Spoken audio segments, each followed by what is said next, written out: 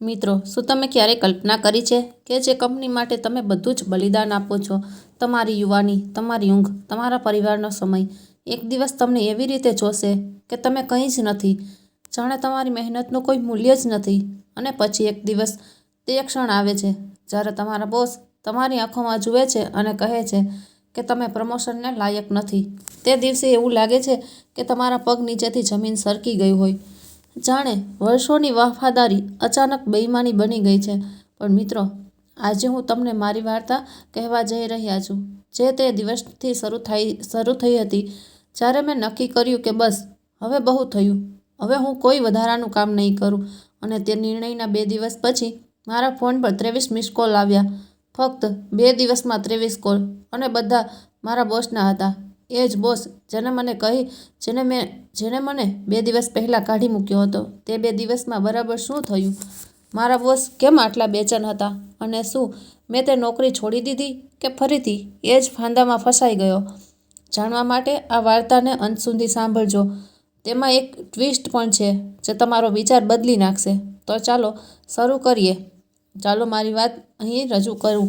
એ દિવસે હું મારા બોસની કેબિનમાં ઊભો હતો અને મારી દુનિયા અચાનક ઉલટી થઈ ગઈ. એ સવારે હું ખૂબ ખુશ હતો.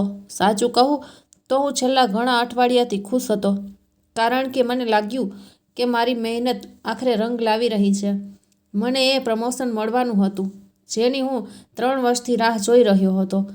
મેં મારી પત્નીને પણ કહ્યું હતું કે આ વખતે મને ચોક્કસ તે મળશે, અને અમે એક નાનકડી ઉજવણીનું પણ આયોજન કર્યું હતું. મારી દીકરીને એક નવી સ્કૂલ બેગ ખરીદવી હતી, મારી માતા માટે મારે એક સરસ સાડી લેવી હતી, અને ઘર માટે કેટલીક જરૂરી વસ્તુઓ પણ ખરીદવી હતી. બધું જ પ્લાન થઈ જ ગયું હતું મિત્રો, બધું જ સેટ થઈ ગયું હતું. ફક્ત એક ઔપચારિક મુલાકાત બાકી હતી જેના માટે મને બોલાવવામાં આવ્યો હતો. અને હું વિચારી જ રહ્યો હતો કે હવે મને તે પત્ર મળશે, તે પ્રશંસા, અને મારો પગાર પણ વધશે.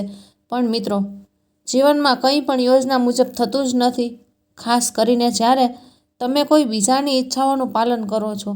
તે સવારે જ્યારે હું ઘરની બહાર નીકળ્યો, મારી માતાએ મને પૂછ્યું, "દીકરા, તું આજે ખૂબ ખુશ દેખાઈ રહ્યો છે, શું વાત છે?"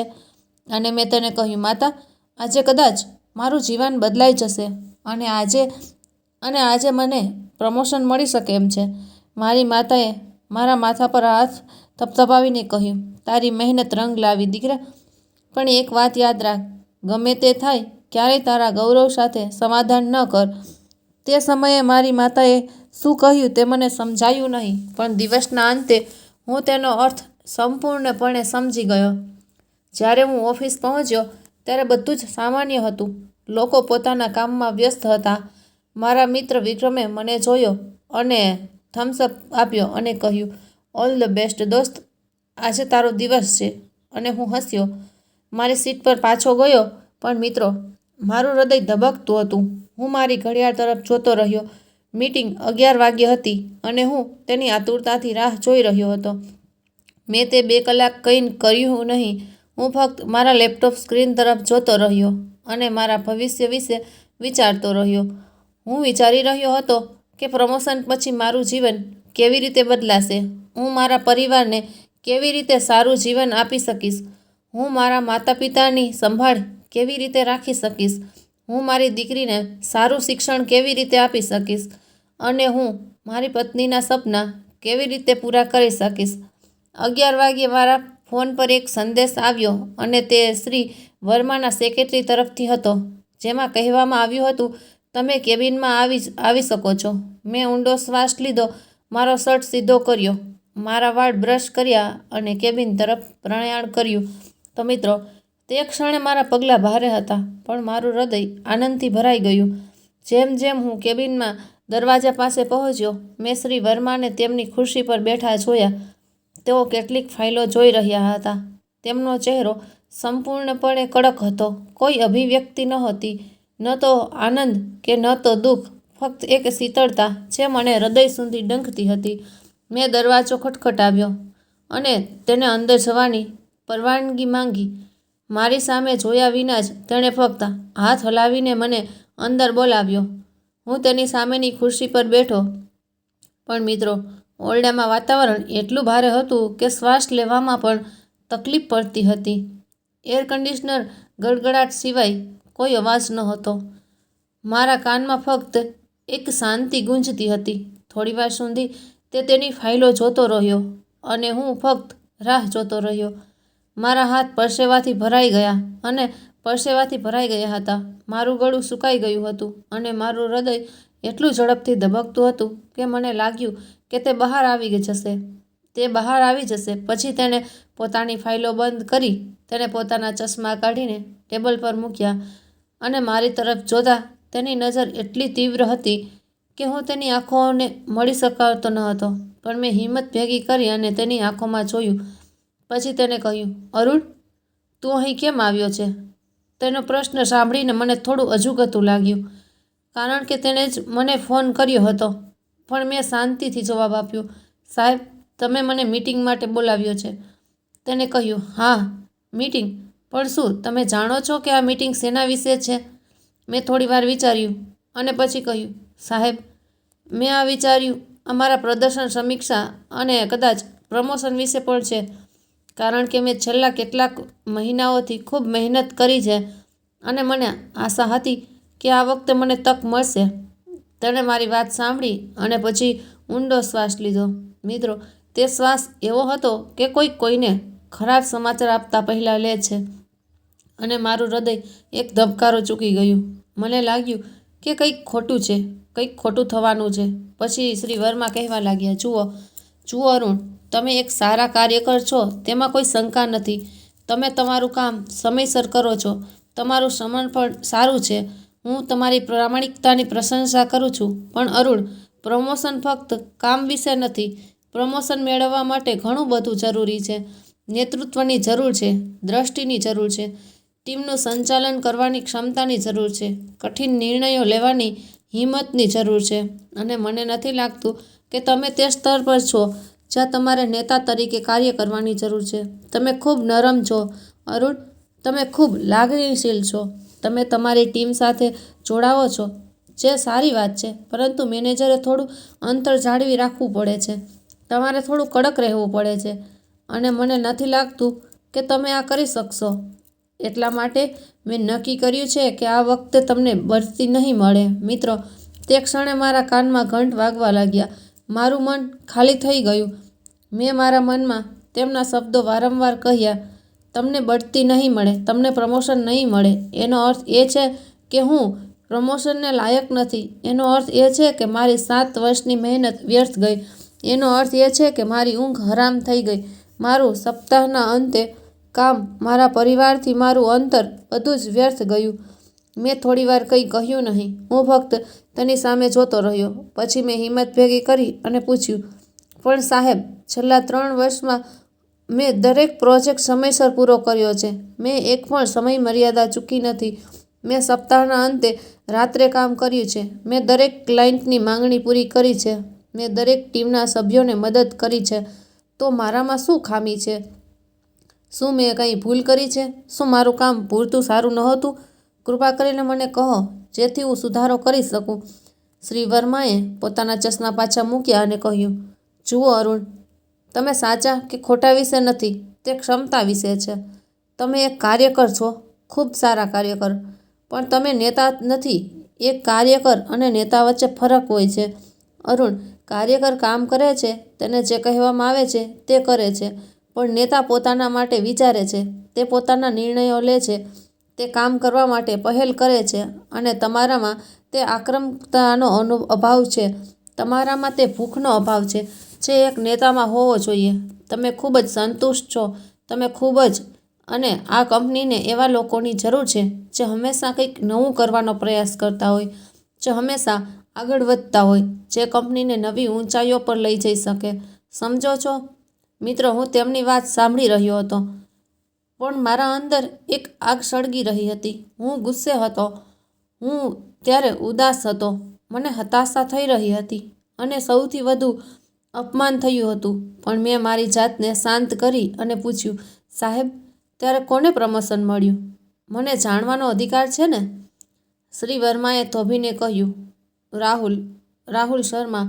તેમણે છેલ્લા કેટલાક મહિનામાં ખૂબ સારું કામ કર્યું છે અને એક સારા નેતામાં હોવા જોઈએ તેવા બધા ગુણો તેનામાં છે.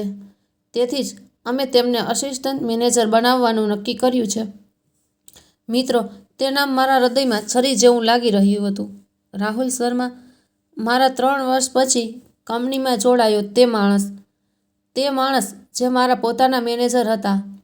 હું પ્રોજેક્ટ પર કામ કરતો હતો જેને મેં વ્યક્તિગત રીતે તાલીમ આપી હતી, જેને મેં દરેક નાની વાત શીખવી હતી, જેને મેં દરેક મુશ્કેલીમાં મદદ કરી હતી. તેને પ્રમોશન મળ્યું અને મને કહેવામાં આવી રહ્યું હતું કે હું નેતા નથી. મને એવું લાગ્યું કે કોઈએ મારા પગ નીચેથી જમીન ખેંચી લીધી હોય, જાણે હું અંધારાવાળા કૂવામાં પડી રહ્યો છું અને કોઈ મને બચાવવા આવતું નથી. મેં શ્રી વર્મા તરફ જોયું અને કહ્યું, સાહેબ, શું હું જઈ શકું? તેમણે કહ્યું, હા, અરુણ, અને જુઓ, હું ઈચ્છું છું કે તમે આ નિર્ણય યોગ્ય રીતે લો અને તમારું કામ સારી રીતે કરો. આગળ વધતા રહો. તકો તમારા માટે પણ આવશે. બસ થોડો સમય લાગશે. મેં કંઈ કહ્યું નહીં. મેં માથું હલાવ્યું અને કેબિન છોડી દીધી. મિત્રો, જ્યારે હું કેબિનમાંથી બહાર નીકળ્યો ત્યારે મારા પગલાં ડગમગી રહ્યા હતા. મારું મન ડરતું ફરતું હતું. મારા હાથ ધ્રુજી રહ્યા હતા અને મારી આંખોમાં આંસુ આવી રહ્યા હતા. પણ મેં મારી જાતને રોકી રાખી, કારણ કે હું આખી ઓફિસની સામે રડવા માંગતો ન હતો. હું સીધો મારી સીટ પર ગયો. હું બેઠો અને મારા કમ્પ્યુટર સ્ક્રીન પર ખાલી નજરે જોતો રહ્યો. મારી આસપાસ લોકો કામ કરી રહ્યા હતા, વાતો કરી રહ્યા હતા કે હસતા હતા. કોઈ ફોન પર વાત કરી રહ્યા હતા. તેઓ વાતો કરી રહ્યા હતા કે પણ મને કંઈ સંભળાતું ન હતું. મારા મનમાં ફક્ત એક જ વાક્ય ફરતું હતું, તમે પ્રમોશનને લાયક નથી, તમે નેતા નથી, તમે નરમ છો, તમે લાગણીશીલ છો, તમારામાં આક્રમકતાનો અભાવ છે. હું વિચારી રહ્યો હતો, શું હું ખરેખર આટલો નકામો છું? શું હું ખરેખર કંઈ નથી? શું મેં ખરેખર આ કંપનીમાં 7 વર્ષ બગાડ્યા છે? એટલામાં જ કોઈએ મારા ખભા પર હાથ મૂક્યો. હું ચોંકી ગયો અને ઉપર જોયું તો મારો મિત્ર વિક્રમ ત્યાં ઊભો હતો. તેના ચહેરા પર ચિંતાના ભાવ હતા. અરુણ, શું થયું ભાઈ? બધું બરાબર છે ને? મીટિંગ કેવી રહી? તેણે પૂછ્યું. મિત્રો, વાર્તા આગળ વધારતા પહેલાં હું એક નાની ટિપ્પણી કરવા માંગુ છું. દરરોજ હું તમને આવી વાસ્તવિક અને હૃદયસ્પર્શી વાર્તાઓ લાવવા માટે સખત મહેનત કરું છું. જો તમને મારું કામ ગમતું હોય તો કૃપા કરીને નીચે આપેલા સબસ્ક્રાઇબ બટન પર ક્લિક કરીને મને ટેકો આપજો. જો તમને પણ વાર્તાઓ ગમતી હોય તો તમારી લાઇક અને ટિપ્પણી મારા માટે ખૂબ જ મહત્વપૂર્ણ છે. ચાલો આગળ વધીએ. આખી વાર્તા દરમિયાન મેં વિક્રમ તરફ જોયું અને ફક્ત માથું હલાવ્યું. હા, બધું બરાબર છે, પરંતુ મારા અવાજમાં એક પીડા હતી જે છુપાવી શકાતી નહોતી. વિક્રમ મને બાળપણથી જ ઓળખતો હતો. અમે બંને કોલેજમાં સાથે ગયા. અમે અમારી પહેલી નોકરી સાથે કરી અને પછી આ કંપનીમાં સાથે જોડાયા. તે મને સારી રીતે ઓળખતો હતો અને સમજતો હતો કે કંઈક ખૂબ જ ખોટું છે. તેણે મારી બાજુની ખુરશી ખેંચી અને બેઠો અને ધીમેથી કહ્યું, મિત્ર, મને ખબર છે શું થયું. તારા ચહેરા પર જોઈને મને લાગે છે કે કંઈક ખોટું થયું છે. તને પ્રમોશન નથી મળ્યું? મેં તેની તરફ જોયું અને પછી મારી આંખોમાં આંસુ રોકીને કહ્યું, ના વિક્રમ, મને પ્રમોશન નથી મળ્યું. રાહુલને મળ્યું છે. વિક્રમની આંખો ખુલ્લી રહી ગઈ. રાહુલને? પણ કેવું? મિત્ર, તે તારાથી 3 વર્ષ જુનિયર છે. તેણે હજુ સુધી બરાબર કામ કરવાનું શીખ્યું પણ નથી અને તેને પ્રમોશન મળ્યું અને તને નહીં? આ ખૂબ ખોટું છે મિત્ર, ખૂબ ખોટું. મેં ઊંડો શ્વાસ લીધો અને કહ્યું, વિક્રમ, મને કહેવામાં આવ્યું કે હું નેતા નથી. મારામાં આક્રમકતાનો અભાવ છે. હું ખૂબ નરમ છું, ખૂબ લાગણીશીલ છું અને તેથી જ હું પ્રમોશનને લાયક નથી. વિક્રમે ગુસ્સાથી ટેબલ પર હાથ માર્યો અને કહ્યું, આ બધું બકવાસ છે મિત્ર, સંપૂર્ણ બકવાસ. તું આ કંપનીમાં સૌથી મહેનતુ વ્યક્તિ છે. તું કેટલી રાતો મોડી જાગ્યો છે. કંપની માટે કેટલા સપ્તાહના અંતે બરબાદ કર્યા છે. તું કેટલી વાર તારા પરિવારને છોડીને ગયો છે. આ બધું અવગણવામાં આવ્યું ફક્ત એટલા માટે કે કંપનીનું કામ પૂરું થાય અને આજે એ જ કંપની તમને કહી રહી છે કે તમે લાયક નથી. આ કેવો ન્યાય છે? અરુણ, મેં તમને કેટલી વાર કહ્યું છે કે આ કંપનીના ફક્ત કામ કરવાથી કંઈ પ્રાપ્ત થતું નથી. તેઓ સોમેશનશીપ ઈચ્છે છે, તેઓ ખુશામત ઈચ્છે છે, તેઓ ફક્ત પ્રશંસા ગાવા માગે છે. રાહુલને જુઓ, તે પોતાનું કામ યોગ્ય રીતે કરતો નથી, પણ તે બોસ સમક્ષ પોતાને એવી રીતે રજૂ કરે છે જાણે તેણે બધું જ કર્યું હોય. તે દરેક મીટિંગમાં પોતાના વખાણ કરે છે. તે પોતાના કામને અતિશયોક્તિપૂર્ણ રીતે રજૂ કરે છે અને બીજાના કામને છુપાવે છે. તે મને અને તું મૂર્ખની જેમ ચૂપચાપ કામ કરતો રહે છે. તું ક્યારેય તારા વખાણ કરતો નથી, તું ક્યારેય શ્રેય લેતો નથી. તો તને પ્રમોશન કેવી રીતે મળશે? મિત્રો, તને કેવી રીતે આ પ્રમોશન મળશે? વિક્રમની વાત સાંભળ્યા પછી મને સમજાયું કે કદાચ તે સાચો હતો. કદાચ મેં મારી પ્રશંસા કરી ન હતી, તેથી જ લોકો માનતા હતા કે હું કંઈ ખાસ કરી રહ્યો નથી. પણ છતાં મારા મનમાં એક પ્રશ્ન રહેતો હતો, શું માન અને પ્રમોશન મેળવવા માટે જૂઠું બોલવું પડે છે? શું તારે પોતાની પ્રશંસા કરવી પડે છે? શું તારે બીજાના અધિકારો છીનવી લેવા પડશે? જો એવું હોય તો હું આ બધું ન કરી શકું. હું એવો વ્યક્તિ નથી. જે વિક્રમને કહ્યું, મિત્ર, મારે કેન્ટીન જવું પડશે, મારે થોડો સમય માટે અહીંથી દૂર જવું પડશે. વિક્રમે સમજીને કહ્યું, ચાલ આપણે જઈએ. અમે બંને કેન્ટીનમાં ગયા અને એક ખૂણામાં બેઠા. મેં ચાનો ઓર્ડર આપ્યો અને ગરમ ચા પીતા મારી અંદરની બધી લાગણીઓ બહાર કાઢવાનો પ્રયાસ કર્યો. વિક્રમ મારી સાથે શાંતિથી બેઠો, ટેકો આપ્યો. થોડીવાર પછી મેં તેને કહ્યું, મિત્ર, મને સમજાતું નથી કે હવે શું કરવું. મેં મારી યુવાની આ કંપનીને આપી દીધી, મેં મારા સપના આપ્યા, મેં મારો સમય આપ્યો, અને આજે મને આ મળી રહ્યું છે. તું લાયક નથી. મને લાગે છે કે મેં મારું આખું જીવન બગાડ્યું છે. વિક્રમે મારો હાથ પકડીને કહ્યું, અરુણ, તે તારું જીવન બગાડ્યું નથી. તે ખોટી જગ્યાએ સખત મહેનત કરી છે, પણ તારી મહેનત ક્યારેય વ્યર્થ નહીં જાય, ક્યારેય નહીં. તું ગમે ત્યાં કામ કરવા માટે સક્ષમ છે. તું કોઈ પણ કંપનીમાં જોડાઈ શકે છે. તારે ફક્ત તારી કિંમત જાણવાની જરૂર છે, અને તારે જાણવાની જરૂર છે કે આ કંપની માટે તું કેટલો મહત્વપૂર્ણ છે. જો તું કાલે કામ કરવાનું બંધ કરી દઈશ તો આ કંપનીનું શું થશે? મેં તેના શબ્દો વિશે વિચાર્યું અને સમજાયું, કદાચ તે સાચો છે. કદાચ મને મારી કિંમત ખબર નથી. કદાચ મારે મારી કિંમત સમજવી જોઈએ. અમે કેન્ટીનથી ઓફિસ પાછા આવ્યા અને મેં મારું કામ શરૂ કર્યું. પણ મિત્રો, તે દિવસે મને બિલકુલ મારી જાત જેવું લાગતું ન હતું. હું ફક્ત મશીનની જેમ કામ કરી રહ્યો હતો, કોઈ ઉત્સાહ વિના, કોઈ પ્રશંસા વિના. સાંજે જ્યારે હું ઘરે જવા નીકળવાનો હતો ત્યારે મેં ઘડિયાળ તરફ જોયું અને 5 વાગ્યા હતા. મિત્રો, 5 વાગ્યા, અને આ મારા માટે મોટી વાત હતી, કારણ કે છેલ્લા 7 વર્ષમાં હું ભાગ્યે જ 5 વાગ્યે ઘરે ગયો છું. સામાન્ય રીતે હું રાત્રે 8-9 વાગ્યા સુધી ઓફિસમાં રહેતો હોઉં છું. ક્યારેક હું 10 કે 11 વાગ્યા સુધી પણ કામ કરતો હતો. પણ તે દિવસે મને વિચાર આવ્યો, મારે શા માટે રહેવું જોઈએ? કોના માટે રહેવું જોઈએ? એવી કંપની માટે મારો સમય કેમ બગાડવો જોઈએ જે મને મહત્ત્વ આપતી નથી? મેં મારી બેગ ઉપાડી, મારું લેપટોપ બંધ કર્યું અને ઓફિસ છોડી દીધી. લોકો મને જોઈને આશ્ચર્યચકિત થઈ ગયા, કારણ કે તેઓ અરુણના આટલા વહેલા જવાથી ટેવાયેલા ન હતા. કેટલાકે મને પૂછ્યું પણ, અરુણ સાહેબ, શું થયું? તમે આટલા વહેલા જઈ રહ્યા છો? બધું બરાબર છે ને? પણ મેં ફક્ત હસીને કહ્યું, હા, બધું બરાબર છે. મારે આજે વહેલા જવું પડશે. જ્યારે હું ઘરે પહોંચ્યો, મારી પત્ની પ્રિયા રસોડામાં રસોઈ બનાવી રહી હતી. મને આટલી વહેલી જોઈને તે ચોંકી ગઈ. તે રસોડામાંથી બહાર આવી અને કહ્યું, અરુણ, તું આટલો વહેલો કેમ આવી ગયો? બધું બરાબર છે ને? ઓફિસમાં કોઈ સમસ્યા તો નથી ને? તબિયત તો સારી લાગે છે ને? મેં માથું હલાવ્યું અને સીધો મારા રૂમમાં ગયો. હું પલંગ પર સૂઈ ગયો અને છત તરફ જોતો રહ્યો. મિત્રો, તે દિવસે મારા મનમાં ઘણું બધું ચાલી રહ્યું હતું. ઘણા બધા પ્રશ્નો હતા, ઘણી બધી મૂંઝવણો હતી. હું વિચારી રહ્યો હતો કે શું હું ખરેખર આટલો નકામો છું? શું ખરેખર મારી પાસે નેતૃત્વનો અભાવ છે? શું મેં ખરેખર 7 વર્ષ ટીમનું નેતૃત્વ કરવાની સ્થિતિમાં વિતાવ્યા છે? શું તમે આ કંપનીમાં બધું બગાડ્યું છે? શું મારે આ કંપની છોડી દેવી જોઈએ? શું મારે બીજી નોકરી શોધવી જોઈએ? કે પછી હું રહીને જ વધુ મહેનત કરવી જોઈએ? એટલામાં પ્રિયા રૂમમાં આવી અને મારી બાજુમાં બેઠી.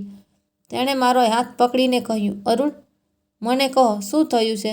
હું ઘણા સમયથી તને જોઈ રહી છું. તું નારાજ છે, તું ઉદાસ છે, કંઈક રીતે પરેશાન કરી રહ્યું છે. કૃપા કરીને મને કહે, કદાચ હું કંઈક મદદ કરી શકું.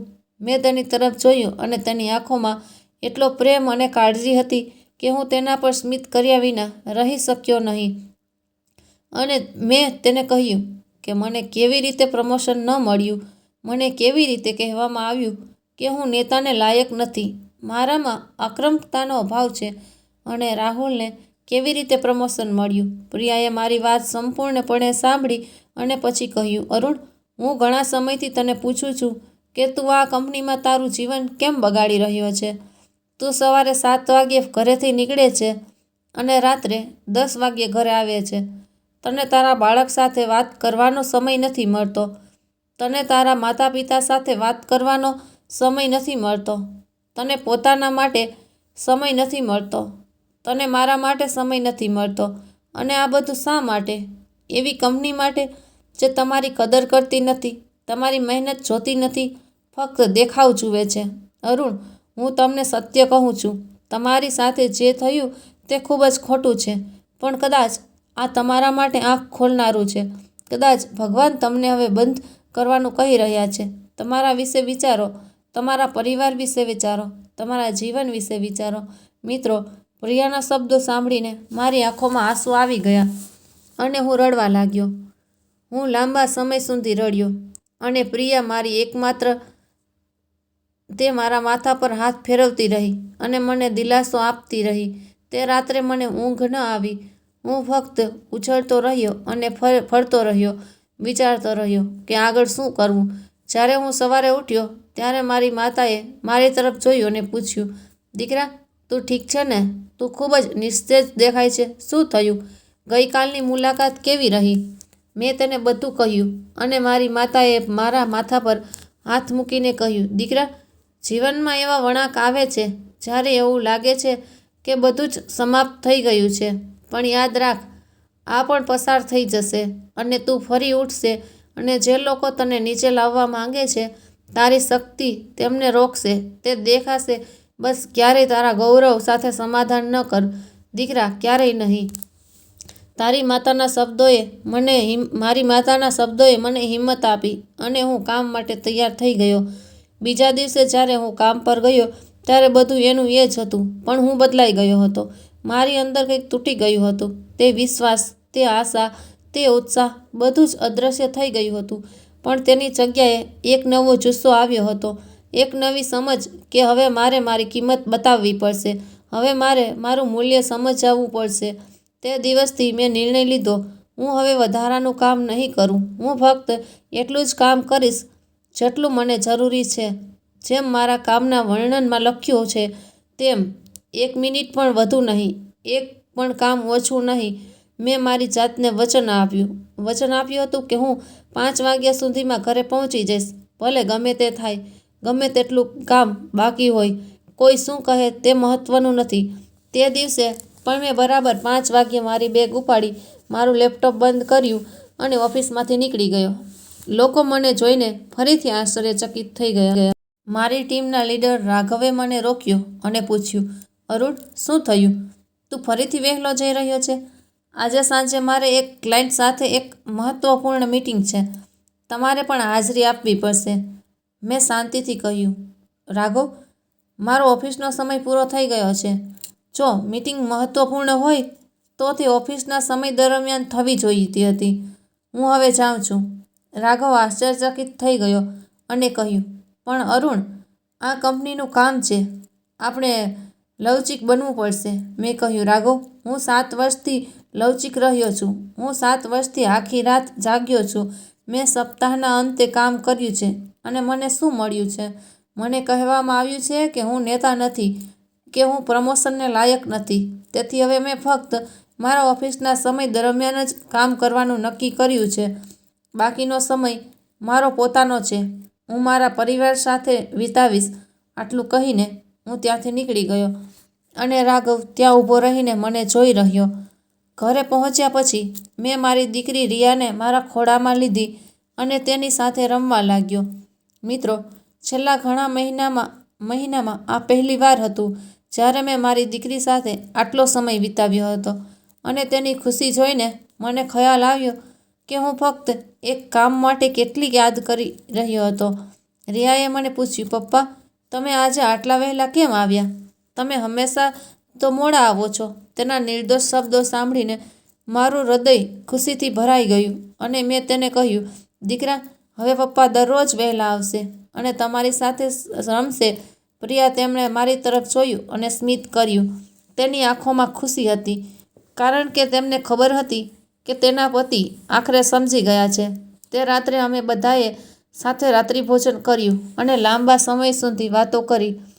મિત્રો, મને વર્ષોથી એટલી રાહત નહોતી લાગી જેટલી એક રાત્રે થઈ હતી. બીજા દિવસે હું 5 વાગ્યે ઘરે ગયો અને તે પછીના દિવસે પણ ધીમે ધીમે લોકો એ હકીકતથી ટેવાઈ ગયા. 5 વાગ્યા પછી અરુણ ઉપલબ્ધ નહીં રહે. જો કોઈને કામ કરવાનું હોય તો કાલે કરો અથવા કોઈ બીજા પાસેથી કરાવો. પણ મિત્રો, ખરી રમત શરૂ થવાની હતી. તે રમત જેણે મારું આખું જીવન બદલી નાખ્યું હતું. તે રમત જે તેણે મને મારી સાચી કિંમત બતાવી. 2 દિવસ પછી હું જાગી ગયો. મને મારો ફોન વાગ્યો. મેં ફોન ઉપાડ્યો અને જોયું કે તેમાં 23 મિસ કોલ હતા. મિત્રો, ફક્ત 2 કલાકમાં 23 કોલ. અને તે બધા કોના હતા? મારા બોસ શ્રી વર્મા, એસી મેનેજર પ્રીતિ, સિનિયર મેનેજર અનિલ સર અને ટીમ લીડ રાઘવ. મને સમજાયું નહીં કે શું ચાલી રહ્યું છે. આટલા બધા મિસ કોલ આટલી વહેલી સવારે. કંઈક ખોટું થયું હતું. કંઈક ગંભીર બન્યું હતું. મેં ફોન ઉપાડ્યો જ હતો ત્યારે બીજો કોલ આવ્યો. આ વખતે શ્રી વર્માનો મેં ફોન ઉપાડ્યો અને કહ્યું, હેલો સર. અને શ્રી વર્માનો અવાજ બીજી બાજુથી આવ્યો. પણ મિત્રો, તેમના અવાજમાં પહેલાં જેવો અધિકાર નહોતો. તે પહેલાં જેવો ભય નહોતો. તેના બદલે ગભરાટ, ચિંતા અને ભયનો સંકેત પણ હતો. અરુણ, તમે ક્યાં છો? તેમણે પૂછ્યું. સાહેબ, હું ઘરે છું, મેં શાંતિથી જવાબ આપ્યો.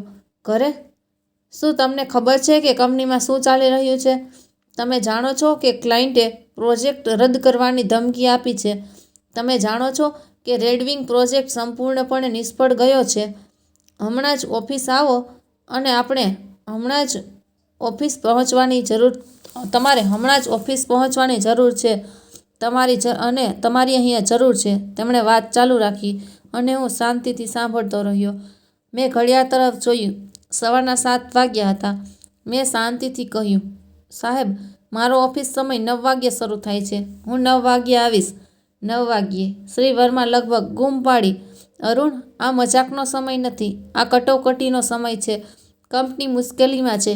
ક્લાયન્ટ ખૂબ ગુસ્સે છે અને તમારે તરત જ આવવું પડશે.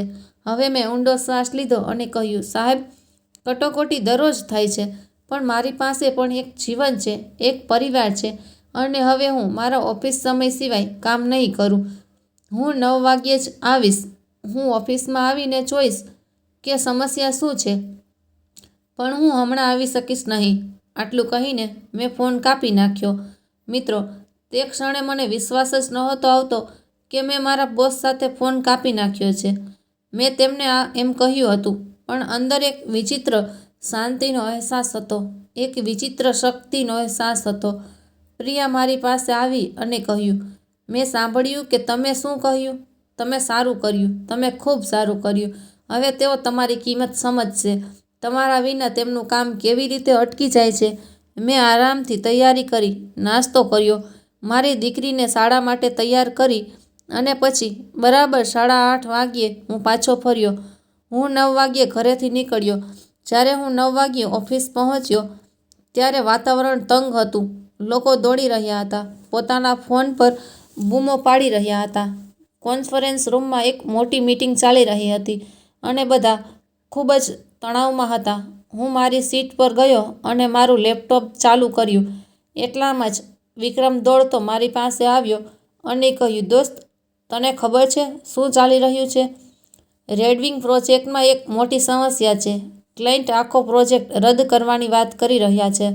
અને સૌથી ખરાબ વાત એ છે કે રાહુલ, જેને તમારી જગ્યાએ પ્રમોશન આપવામાં આવ્યું હતું, તે આ પ્રોજેક્ટ સંભાળી શકતો નથી અને તે આ કરી શકતો નથી. તેણે કેટલીક ભૂલો કરી છે જેનાથી ક્લાયન્ટ સંપૂર્ણપણે ગુસ્સે થયો છે. તેણે ક્લાયન્ટને ખોટો ડેટા મોકલ્યો. તેણે એવી સુવિધાનું વચન આપ્યું હતું જે અમે આપી શકતા નથી અને હવે ક્લાયન્ટ કહી રહ્યો છે કે તમે કાં તો બધું સુધારીશો અથવા તે કરાર રદ કરશો. અને જો તે કરાર રદ કરવામાં આવશે તો કંપનીને કરોડોનું નુકસાન થશે. અને સૌથી મજાની વાત તો એ છે કે યાર, હવે બધા તમને શોધી રહ્યા છે કારણ કે તમે જ આ પ્રોજેક્ટ શરૂ કર્યો હતો, તમે ક્લાયન્ટને સંભાળ્યો હતો, તમે જ બધી વિગતો જાણો છો અને હવે બધાને ખ્યાલ આવી રહ્યો છે કે ખરેખર કામ કોણ કરી રહ્યું હતું. મિત્રો, મને આ સાંભળીને કોઈ આશ્ચર્ય થયું નહીં કારણ કે હું જાણતો હતો કે રેડવિંગ પ્રોજેક્ટ ખૂબ જ જટિલ હતો અને રાહુલ તેને સમજી શકતો ન હતો. તે ફક્ત એક દેખાડો કરતો હતો. તેણે વાર્તાઓ બનાવી પણ વાસ્તવિક કામ કેવી રીતે કરવું તે જાણતો ન હતો. તે તકનીકી બાબતો સમજી શકતો ન હતો. તે ક્લાયન્ટની જરૂરિયાતો સમજી શકતો ન હતો. અને હવે જ્યારે તેને નેતૃત્વ કરવાનું હતું ત્યારે તેની બધી ખામીઓ સામે આવી. તે જ સમયે મારા લેપટોપ પર એક સંદેશ આવ્યો અને તે શ્રી વર્માનો હતો, જેમાં લખ્યું હતું, અરુણ, મારી કેબિનમાં હવે તે તાત્કાલિક આવે. મેં ઊંડો શ્વાસ લીધો, મારો શર્ટ સીધો કર્યો અને હું કેબિન તરફ ચાલ્યો. પણ આ વખતે મારા પગલાં ભારે નહોતા. આ વખતે હું ગભરાયો ન. આ વખતે હું ડરતો ન હતો. તેના બદલે હું શાંત હતો, એકદમ શાંત, કારણ કે મને ખબર હતી કે હવે બધા મારી કિંમત સમજી જશે. શ્રી વર્મા ઉપરાંત HR મેનેજર પ્રીતિ, સિનિયર મેનેજર અનિલ સર અને રાહુલ પણ કેબિનમાં બેઠા હતા. રાહુલનો ચહેરો સંપૂર્ણપણે નિસ્તેજ હતો. તેની આંખો લાલ હતી, જાણે તે આખી રાત સૂયો ન હોય અને તે નીચે જોઈ રહ્યો હતો, જાણે કે તે કોઈની સાથે આંખ મીચવાની હિંમત કરતો ન હતો. શ્રી વર્માએ મને બેસવા કહ્યું, અરુણે મેં કહ્યું અને હું બેસી ગયો. પછી તેણે શરૂઆત કરી, સૌ પ્રથમ હું તમને આટલી વહેલી સવારે ખલેલ પહોંચાડવા બદલ માફી માંગુ છું, પરંતુ પરિસ્થિતિ ખૂબ જ ગંભીર છે અને અમને તમારી મદદની જરૂર છે. શું તમે જાણો છો કે રેડવિંગ પ્રોજેક્ટ સાથે શું થયું છે? રાહુલે કેટલીક ભૂલો કરી અને હવે ક્લાયન્ટ ખૂબ ગુસ્સે છે. તે આખો પ્રોજેક્ટ રદ કરવા માંગે છે અને આ પ્રોજેક્ટ કંપની માટે મહત્વપૂર્ણ છે. જો તે રદ કરવામાં આવે તો કંપનીને લાખોનું નુકસાન થશે અને અમારી પ્રતિષ્ઠા પણ બરબાદ થશે. અને તમે જાણો છો કે તમે શરૂઆતથી જ આ પ્રોજેક્ટ સંભાળી રહ્યા છો. તમે જાણો છો કે તમે ક્લાયન્ટને સારી રીતે ઓળખો છો. તમે પ્રોજેક્ટની દરેક વિગતો જાણો છો. તો હવે અમને તમારી મદદની જરૂર છે. અરુણ, કૃપા કરીને આ સાંભળો. કૃપા કરીને કંપનીને બચાવો. અને હું હસ્યો. મિત્રો, સાચું કહું તો હું ખરેખર હસ્યો. એક કડવું હાસ્ય, એક કટાક્ષભર્યા હાસ્ય. મેં શ્રી વર્મા તરફ જોયું અને કહ્યું, સાહેબ, 2 દિવસ પહેલાં તમે મને કહ્યું હતું કે હું નેતા નથી, મારી પાસે દ્રષ્ટિ નથી, હું પ્રમોશનને લાયક નથી, કે હું આક્રમક નથી, કે હું ખૂબ નરમ છું, ખૂબ લાગણીશીલ છું. તો હવે અચાનક તમે મને કેવી રીતે યાદ કર્યો? હું ફક્ત એક કાર્યકર છું, ફક્ત કામ કરનાર વ્યક્તિ નથી. તો મને આટલી મોટી જવાબદારી કેમ સોંપવામાં આવી રહી છે? રાહુલને આ સોંપવી જોઈએ. તે એક નેતા છે, તેની પાસે દ્રષ્ટિ અને આક્રમકતા છે. તો તે આ પ્રોજેક્ટ કેમ નથી સંભાળી રહ્યો? મારા શબ્દોથી આખા રૂમમાં શાંતિ છવાઈ ગઈ. રાહુલે એકવાર મારી સામે જોયું અને પછી તરત જ નીચે જોયું. શ્રી વર્માનો ચહેરો શરમથી ભરાઈ ગયો. પ્રીતિ અને અનિલ સર એકબીજા પર નજર ફેરવી રહ્યા હતા, પણ કોઈ કંઈ બોલ્યું નહીં. થોડીવાર માટે શાંતિ છવાઈ ગઈ. પછી શ્રી વર્માએ પોતાની જાતને શાંત કરી અને કહ્યું, અરુણ, જુઓ, હું સમજુ છું કે તમે ગુસ્સે છો અને તમને ગુસ્સે થવાનો સંપૂર્ણ અધિકાર છે, પરંતુ આ હાલમાં કંપની માટે ખૂબ જ મહત્વપૂર્ણ છે. આ ફક્ત એક પ્રોજેક્ટ વિશે નથી, તે કંપનીની પ્રતિષ્ઠા વિશે છે. જો આ પ્રોજેક્ટ નિષ્ફળ જશે તો ઘણા લોકો તેમની નોકરી ગુમાવશે, ઘણા લોકોની કારકિર્દી બરબાદ થઈ જશે. અને હું જાણું છું કે તમે આટલા સારા વ્યક્તિ છો કે તમે તે ઈચ્છશો નહીં. કૃપા કરીને આને વ્યવસાયિક રીતે સંભાળો અને અમને મદદ કરો.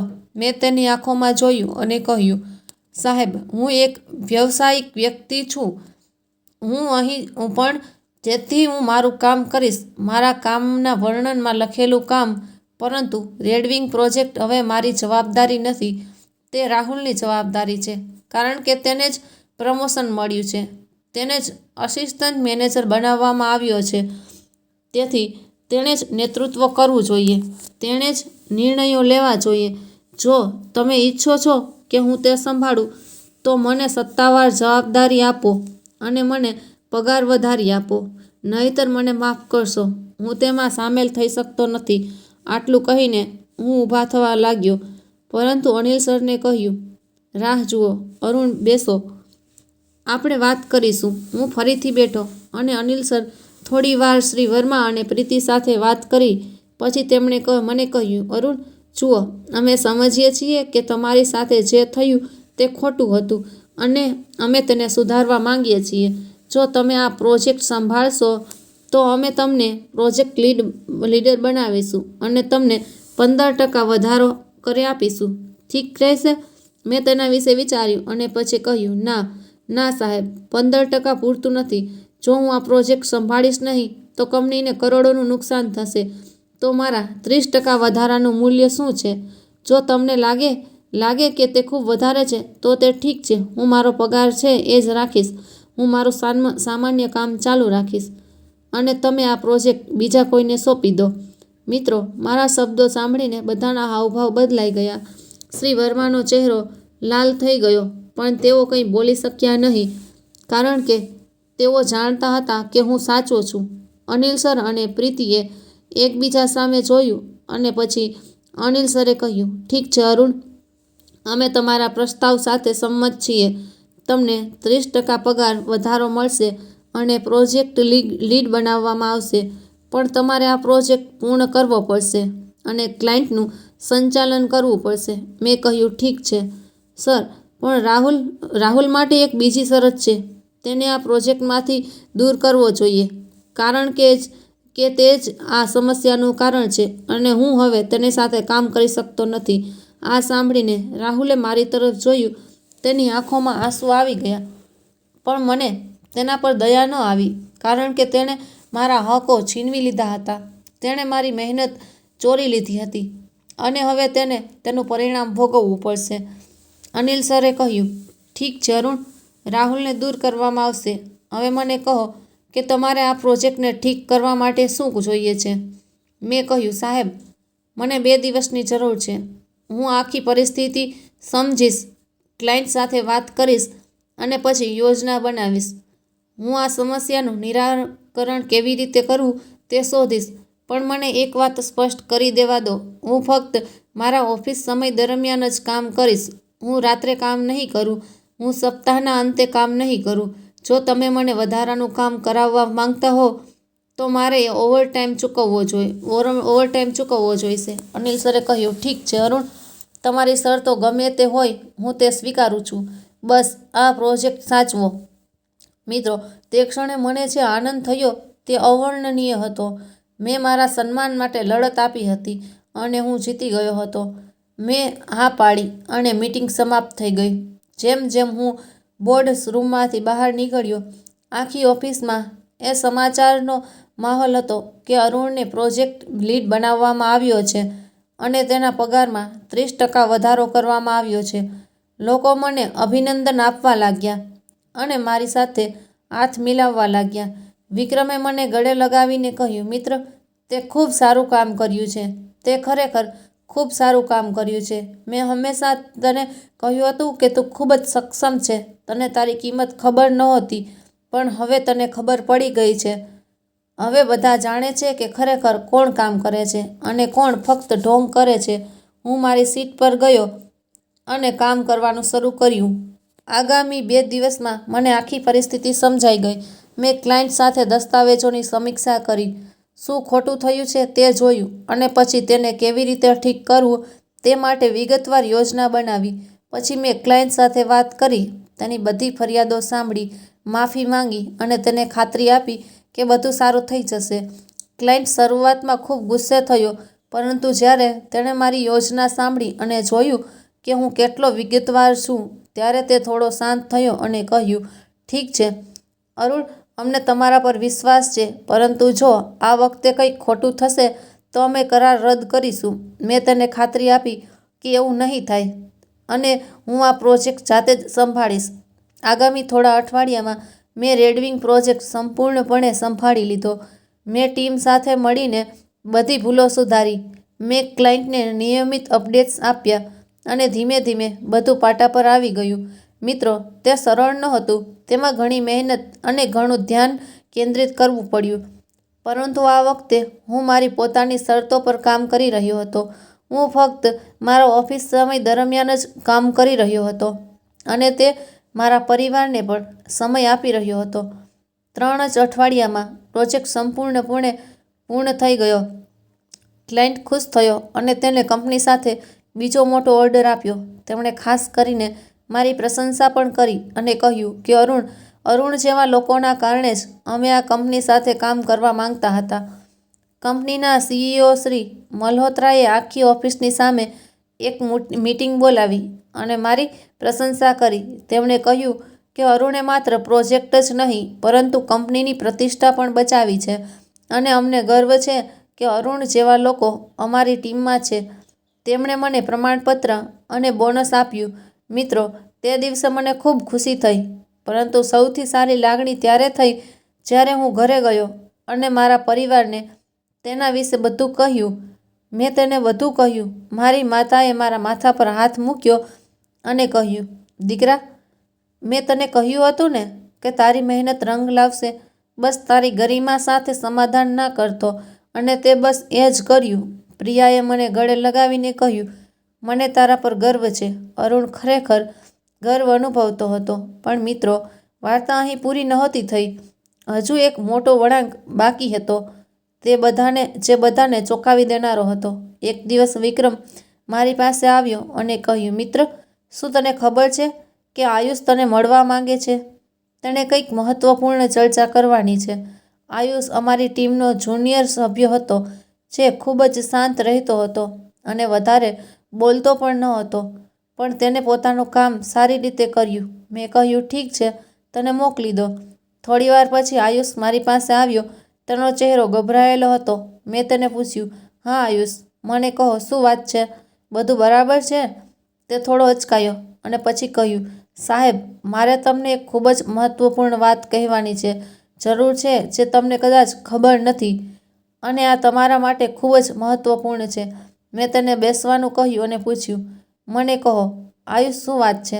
તેણે ઊંડો શ્વાસ લીધો અને પછી બોલવાનું શરૂ કર્યું, સાહેબ, જ્યારે તમને પ્રમોશન ન મળ્યું અને રાહુલને મળ્યું ત્યારે તે ફક્ત એટલા માટે નહોતું કારણ કે રાહુલને સારું કામ કર્યું હતું, પણ એ પછી તેમની પાસે નેતૃત્વ હતું. હકીકતમાં સાહેબ, રાહુલે તમારા બધા કામ મેનેજમેન્ટ સમક્ષ પોતાના તરીકે રજૂ કર્યા. તેમણે ઉપર જે પ્રેઝન્ટેશન આપ્યું તે બધું તમારી મહેનત હતી. તે તમારું કામ હતું, પણ તેમણે પોતાનું નામ ઉમેર્યું અને બધો શ્રેય લીધો. અને આટલું જ નહીં સાહેબ, તેમણે મેનેજમેન્ટને તમારા વિશે નકારાત્મક વાતો પણ કહી હતી.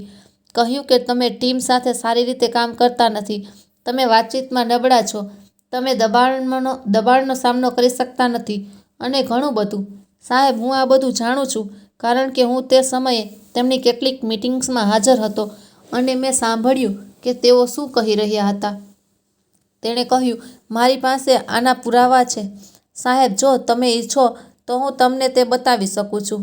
કેટલાક ઈમેલ્સ અને કેટલાક રેકોર્ડિંગ્સ મેં સાચવ્યા છે કારણ કે મને લાગ્યું કે આ ખોટું છે અને મને કોઈ દિવસ તેની જરૂર પડી શકે છે. મિત્રો, આ સાંભળીને મારું લોહી ઉકળી ઉઠ્યું. મને વિશ્વાસ નહોતો આવતો કે રાહુલ આટલો નીચે જઈ શકે છે. તેણે મારી મહેનત ચોરી જ નહીં પણ મારા વિશે ખોટું પણ બોલ્યું. તેણે મારી છબી ખરડાવી. તેણે મારા કરિયરને બગાડવાનો પ્રયાસ કર્યો. બધું પોતાના પ્રમોશન માટે.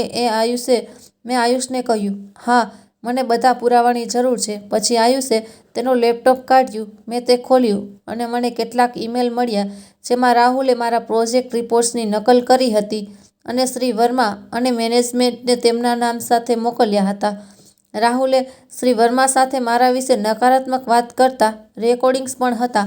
કહેતા હતા કે હું ટીમનો ખેલાડી નથી કે હું ફક્ત મારા પોતાના કામની કાળજી રાખું છું અને ટીમને મદદ કરતો નથી. મિત્રો, મેં તે બધું જોયું અને સાંભળ્યું અને મારો ગુસ્સો 7મા આસમાને હતો, પરંતુ મેં મારી જાતને નિયંત્રિત કરી કારણ કે મને ખબર હતી કે મારે શાંતિથી વિચારવું પડશે અને આ પરિસ્થિતિને યોગ્ય રીતે હેન્ડલ કરવી પડશે. મેં આયુષને કહ્યું, આભાર આયુષ, તમે ખૂબ સારું કામ કર્યું છે અને હું તમારી પ્રામાણિકતા માટે આભારી છું. હું આ પુરાવાનો યોગ્ય જગ્યાએ ઉપયોગ કરીશ અને હું વચન આપું છું કે તમને આ માટે કોઈ મુશ્કેલીનો સામનો કરવો પડશે નહીં. હું તમારી સંભાળ રાખીશ. આયુષે રાહતનો શ્વાસ લીધો અને કહ્યું, સાહેબ, મને લાગ્યું કે આ ખૂબ જ ખોટું હતું અને હું ચૂપ નહીં રહી શકું. તમે હંમેશા મદદગાર છો, તમે બધા સાથે સારો વ્યવહાર કરો છો અને તમારી સાથે જે થયું તે બિલકુલ યોગ્ય નહોતું. તેથી જ મેં વિચાર્યું કે મારે તમને સત્ય કહેવું જોઈએ. બીજા દિવસે મેં શ્રી મલ્હોત્રા સાથે મુલાકાત લીધી. મેં તેમને એક ખાનગી મુલાકાત માટે કહ્યું. મેં તેમને કહ્યું કે મારી પાસે તેમની સાથે શેર કરવા માટે કેટલીક મહત્વપૂર્ણ બાબતો છે જે કંપની અને મેનેજમેન્ટ માટે મહત્વપૂર્ણ છે. શ્રી મલ્હોત્રાએ મને શ્રી વર્મા, HR મેનેજર પ્રીતિ અને કેટલાક વરિષ્ઠ બોર્ડ સભ્યો સાથે તેમની કેબિનમાં બોલાવ્યો. મીટિંગમાં મેં બધા પુરાવા રજૂ કર્યા. રાહુલે મારું કામ, ચોરી લીધેલા ઈમેલ્સ, રાહુલે મારા વિશે નકારાત્મક વાત કરી હોય તેવા રેકોર્ડિંગ્સ અને આયુષે મને આપેલા અન્ય દસ્તાવેજો. જ્યારે બધાએ તેમને જોયા અને સાંભળ્યા, બધાના ચહેરા ફીકા પડી ગયા હતા. શ્રી વર્માનો ચહેરો શરમથી ઢળી ગયો કારણ કે તેમણે જ રાહુલની વાત માની લીધી હતી અને મને પ્રમોટ ન કર્યા. પ્રીતિ અને અન્ય સભ્યો પણ આઘાત પામ્યા કે રાહુલે આટલો મોટો વિશ્વાસઘાત કેવી રીતે કર્યો. શ્રી મલ્હોત્રાનો ગુસ્સો સ્પષ્ટ હતો. તેમનો ચહેરો લાલ થઈ ગયો અને તેઓ ગુસ્સે ભરાયા. તેમણે તરત જ રાહુલને બોલાવ્યો અને જ્યારે તેઓ પહોંચ્યા ત્યારે તેમણે બધા પુરાવા તેમની સામે મૂક્યા. રાહુલે પાસે કોઈ જવાબ નહોતો, કોઈ સ્પષ્ટતા નહોતી. તેઓ ફક્ત માથું નમાવીને ઊભા હતા. તેમની આંખોમાં આંસુ હતા. મલ્હોત્રાએ તેને કડકાઈથી પૂછ્યું, રાહુલ, શું એ સાચું છે કે તે અરુણનું કામ ચોરી લીધું છે? શું એ સાચું છે કે તે તેના વિશે ખોટું બોલ્યું અને તેની છબી ખરાબ કરવાનો પ્રયાસ કર્યો? રાહુલ અવાચક થઈ ગયો. તેણે ફક્ત ધીમેથી માથું હલાવ્યું. હા, એ સાચું છે, શ્રી મલ્હોત્રાએ કહ્યું. રાહુલ, તે ફક્ત અરુણને છેતર્યો નથી, તે આખી કંપનીને છેતરી છે. તને જે પ્રમોશન મળ્યું તે જૂઠાણા પર આધારિત હતું. તે કંપનીની નીતિઓનું ઉલ્લંઘન કર્યું. તે પ્રામાણિકપણે કામ કર્યું નહીં અને સૌથી ખરાબ વાત એ છે કે તે એક સારા માણસને છેતર્યો. તમે એ વ્યક્તિની કારકિર્દી બરબાદ કરવાનો પ્રયાસ કર્યો છે જેણે તમને મદદ કરી, જેણે તમને બધું શીખવ્યું અને હવે તમારે તેની કિંમત ચૂકવવી પડશે. તમારું પ્રમોશન તાત્કાલિક રદ કરવામાં આવે છે. તમારો પગાર તેના પાછલા સ્તર પર પાછો લાવવામાં આવશે અને તમને તરત જ કંપનીમાંથી કાઢી મૂકવામાં આવે છે. અને હા મિત્રો, તમે છેતરપિંડી કરી હોવાથી તમને કોઈ અનુભવ પત્ર મળશે નહીં. તે ક્ષણે રાહુલનો ચહેરો જોવાલાયક હતો. તે રડવા લાગ્યો અને માફી માંગવા લાગ્યો. તેણે કહ્યું, સાહેબ, કૃપા કરીને મને એક તક આપો. મેં ભૂલ કરી, માફ કરશો. કૃપા કરીને મને કાઢી ન મૂકો. ના, પણ શ્રી મલ્હોત્રાએ કડકાઈથી કહ્યું, ના રાહુલ, તે જે કરવાનું હતું તે કર્યું. હવે તારે પરિણામ ભોગવવું પડશે. સુરક્ષાને બોલાવવામાં આવી અને રાહુલને તાત્કાલિક ઓફિસમાંથી બહાર કાઢવામાં આવ્યો. આખી ઓફિસમાં વાત ફેલાઈ ગઈ કે રાહુલે છેતરપિંડી માટે કાઢી મૂકવામાં આવ્યો છે. શ્રી મલ્હોત્રાએ મારી સામે જોયું અને કહ્યું, અરુણ, હું માફી માંગુ છું અને તારી કદર કરી નથી. અમે તારી મહેનતને ઓળખી ન હતી અને તારી સાથે ખૂબ જ ખરાબ વર્તન કરવામાં આવ્યું હતું. પણ હવે હું તને તે આપવા માંગુ છું જે તું લાયક છે. તમને પ્રમોશન મળવું જોઈતું હતું. તમને આસિસ્ટન્ટ મેનેજર તરીકે બઢતી મળી રહી છે અને તમારા પગારમાં 15% વધારો થશે. તમને પ્રમોશન મળવાના 3 વર્ષ માટે બોનસ પણ મળશે. પણ તમને ન મળ્યું. હું ખુશ હતો, પણ મારો આદર પાછો મળવાના આનંદ જેટલો ખુશ નહોતો. મેં શ્રી મલ્હોત્રાનો આભાર માન્યો અને મીટિંગ સમાપ્ત થઈ ગઈ. પણ હવે મારા મનમાં બીજો પ્રશ્ન આવી રહ્યો હતો, શું મારે આ કંપનીમાં રહેવું જોઈએ જે મને મહત્ત્વ આપતી નથી? મુશ્કેલી ન આવે ત્યાં સુધી મને મહત્ત્વ નથી આપતી. શું મારે એવી જગ્યાએ કામ કરવું જોઈએ જ્યાં ફક્ત મારું કામ દેખાડો કરવો અને ખરેખર મહેનતની કદર નથી થતી? આગામી થોડા અઠવાડિયામાં જ પરિસ્થિતિ થોડી બદલાઈ ગઈ. શ્રી વર્માનો મારા પ્રત્યેનો અભિગમ થોડો વિચિત્ર બન્યો. તેઓ મારી સાથે વાત કરતા પણ તેમની આંખોમાં પહેલાં જેવી અધિકાર નહોતો. કદાચ તેમને લાગ્યું કે મેં તેમનો નિરાશ કર્યા છે અથવા કદાચ તેમને તેમની ભૂલનો અહેસાસ થઈ રહ્યો હતો. તેમણે મને ટાળવાનો પ્રયાસ કર્યો અને મીટિંગમાં શક્ય તેટલું ઓછું બોલ્યા. એક દિવસ મને અમારા ક્ષેત્રમાં કામ કરતી એક મોટી બહુરાષ્ટ્રીય કંપની તરફથી એક ઈમેલ મળ્યો. તેમણે મને મેનેજર પદની ઓફર કરી. તેમણે મને ઇન્ટરવ્યૂની ઓફર કરી. તેમણે મને એમ પણ કહ્યું કે પગાર મારા વર્તમાન પગાર કરતાં 50% વધુ હશે અને કાર્ય જીવનનું સંતુલન ઉત્તમ રહેશે. મેં પ્રિયા સાથે વાત કરી અને તેણે કહ્યું, અરુણ, નિર્ણય હવે તમારો છે, પણ મને લાગે છે કે એવી કંપનીમાં રહેવાનો શું અર્થ છે જે તમને મુશ્કેલીનો સામનો ન કરે ત્યાં સુધી તમારી કદર કરતી નથી. હા, તેઓએ પછીથી તમારો આદર કર્યો, પરંતુ તે ફક્ત એટલા માટે હતું કારણ કે તેમને તમારી જરૂર હતી. હવે તમને વધુ સારી તક મળી રહી છે, એક એવી જગ્યા જ્યાં તમને શરૂઆતથી જ મૂલ્ય આપવામાં આવશે, તેથી તમારે તે તક લેવી જોઈએ.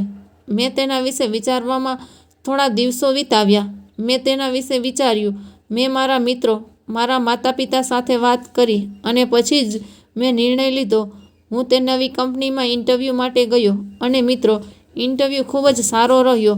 તેમણે મારી મહેનતની પ્રશંસા કરી, મારા અનુભવની કદર કરી અને મને એક ઓફર પણ આપી જે મારા માટે ઘણી સારી હતી. મેં ઓફર સ્વીકારી અને પછી મારી જૂની કંપનીમાં રાજીનામું પત્ર સુપરિત કર્યા. જ્યારે શ્રી મલ્હોત્રાને ખબર પડી ત્યારે તેમણે મને તેમની કેબિનમાં બોલાવ્યો અને મને રોકવાનો પ્રયાસ કર્યો. તેમણે કહ્યું, અરુણ, કૃપા કરીને ન જા. અમે તમને વધુ સારી ઓફર આપીશું. તેઓ તમને વધારે પગાર આપશે. તેઓ તમને જે જોઈએ તે આપશે. બસ કંપની છોડશો નહીં. પણ મેં નમ્રતાથી ના પાડી દીધી. સાહેબ, હું તમારો અને આ કંપનીનો આભાર માનું છું કે તમે અહીંથી ઘણું બધું શીખવ્યું અને અનુભવ આપ્યા, પણ હવે હું એક નવી શરૂઆત કરવા માંગુ છું.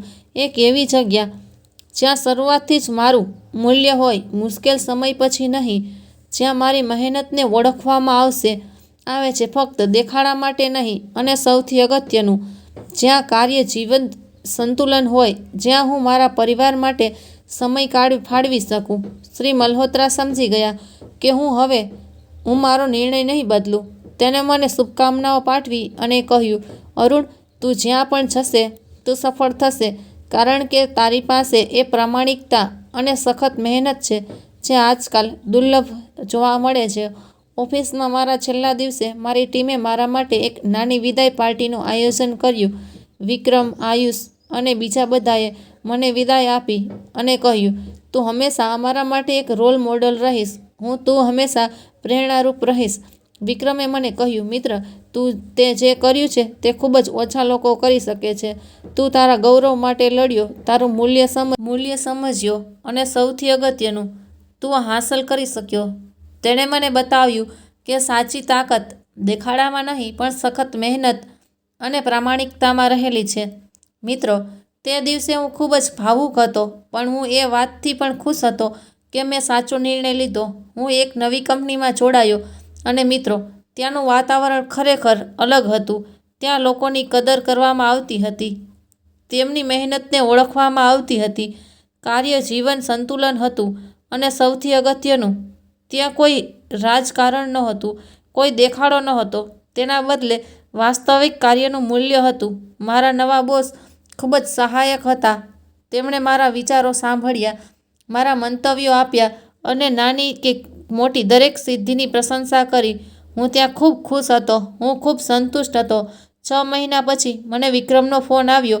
તેમણે મને કહ્યું કે જૂની કંપનીમાં ઘણું બદલાઈ ગયું છે. શ્રી વર્માને પણ કાઢી મૂકવામાં આવ્યા હતા કારણ કે તેમણે કંપનીને ઘણા સારા કર્મચારીઓનો ભોગવટો આપ્યો હતો.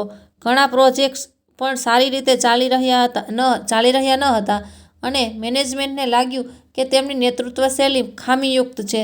તેઓ લોકોને મહત્ત્વ આપતા ન હતા. તેઓ ફક્ત તેમના મનપસંદ લોકોને પ્રોત્સાહન આપતા હતા અને યોગ્યતાનો વિચાર કરતા નહોતા. વિક્રમે મને એમ પણ કહ્યું કે રેડવિંગ પ્રોજેક્ટ પછી અન્ય મોટા પ્રોજેક્ટ્સ પણ યોગ્ય રીતે પૂર્ણ થઈ રહ્યા ન હતા. તે પૂર્ણ થઈ શક્યા નહીં કારણ કે જે લોકો ખરેખર કામ કરતા હતા પ્રોજેક્ટ્સની કરોડરજ્જુ બધા એક પછી એક કંપની છોડી ગયા કારણ કે તેમને પણ સમજાયું કે અહીં મહેનતનું મૂલ્ય નથી. જે મહત્વનું હતું તે ફક્ત દેખાડો હતો અને હવે કંપની તેના પરિણામો ભોગવી રહી છે. તેમના ઘણા ગ્રાહકોએ કામની ગુણવત્તા ઘટી જવાને કારણે કરાર રદ કર્યા હતા, સમય મર્યાદા ચૂકી જતા હતા અને એકંદર વાતાવરણ ખૂબ જ ખરાબ થઈ ગયું હતું. વિક્રમે કહ્યું, મિત્ર, તું યોગ્ય સમયે ચાલ્યો ગયો હોત, નહીં તો તું પણ આ બધામાં ફસાઈ ગયો હોત અને તારી મહેનત ફરીથી વ્યર્થ ગઈ હોત. અને મને આ સાંભળીને ખરાબ લાગ્યું, મિત્રો, કારણ કે છેવટે મેં તે કંપનીમાં 7 વર્ષ ગાળ્યા હતા. પણ મેં એક પાઠ પણ શીખ્યો, એક મોટો પાઠ. કોઈ પણ કંપનીની સાચી તાકાત તેના કર્મચારીઓ હોય છે, જે લોકો તેના માટે કામ કરે છે. અને જો તમે તેમની કદર નહીં કરો, જો તમે તેમની મહેનતને ઓળખશો નહીં, જો તમે ફક્ત દેખાવ જોશો, તો એક દિવસ તમારી પાસે કંઈ જ નહીં રહે. સારા લોકો નહીં, સારા ગ્રાહકો નહીં, સારી પ્રતિષ્ઠા નહીં, કંઈ નહીં. આજે હું મારી નવી કંપનીમાં ખૂબ ખુશ છું, મિત્રો, ખરેખર ખુશ છું. મારી પાસે એક સારી સ્થિતિ છે જ્યાં મારા મંતવ્યો સાંભળવામાં આવે છે, મારા નિર્ણયોનું મૂલ્ય કરવામાં આવે છે. મારી પાસે સારો પગાર છે જે મારી મહેનતના આધારે છે, કોઈના ઉપકારના આધારે નહીં. અને સૌથી અગત્યનું, મારી પાસે મારા પરિવાર માટે સમય છે, પૂરતો સમય. હવે હું દરરોજ સાંજે 5 વાગ્યે ઘરે આવું છું. હું મારી પુત્રી રિયા સાથે રમું છું, તેને તેના હોમવર્કમાં મદદ કરું છું, તેની વાર્તાઓ સાંભળું છું અને તેની સાથે સમય વિતાવું છું. હું મારી પુત્રીના શાળાના કાર્યક્રમોમાં હાજરી આપું છું, તેની પ્રવૃત્તિઓમાં ભાગ લઉં છું અને તે મને નાની નાની બાબતોમાં પણ મદદ કરે છે. મને એક ખુશી દેખાય છે જે હું પહેલાં ગુમાવી રહ્યો હતો. મારી પાસે નોકરી હોવાથી હું મારી માતા સાથે સમય વિતાવું છું. હું તેની સાથે બેસીને વાતો કરું છું. હું તેની જૂની વાર્તાઓ સાંભળું છું. હું તેની સાથે ખાઉં છું અને હું તેને અહેસાસ કરાવું છું કે તેનો દીકરો હવે તેની સાથે છે, તે તેની સાથે રહે છે. મારી માતા ઘણીવાર કહે છે, દીકરા, તું પહેલાં જેવો હતો તેવો પાછો આવી ગયો છે. તું ખુશ છે, તું હંમેશા હસતો રહે છે. તું પહેલાં તણાવમાં રહેતો હતો, તું હંમેશા તારા ફોન પર રહેતો હતો, તું હંમેશા તારા લેપટોપમાં મગ્ન રહેતો હતો, પણ હવે તું અમારી સાથે છે અને તે મને ખૂબ ખુશ કરે છે.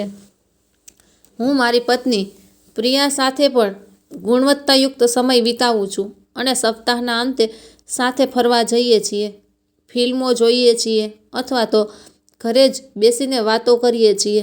તેના સપના અને યોજનાઓ વિશે પ્રિયા ઘણીવાર કહે છે, અરુણ, હવે તું એ જ વ્યક્તિ છે જેની સાથે મેં લગ્ન કર્યા હતા. તે ખુશ વ્યક્તિ, તે હસતો વ્યક્તિ, તે તણાવયુક્ત રોબોટ નહીં જે ફક્ત કામ કરતો રહ્યો. અને સૌથી અગત્યનું, મિત્રો, હું આદર અનુભવું છું. મારી નવી કંપનીમાં મારી મહેનતને માન્યતા આપવામાં આવે છે, મારા યોગદાનની પ્રશંસા કરવામાં આવે છે અને મારી સાથે આદર સાથે વર્તે છે.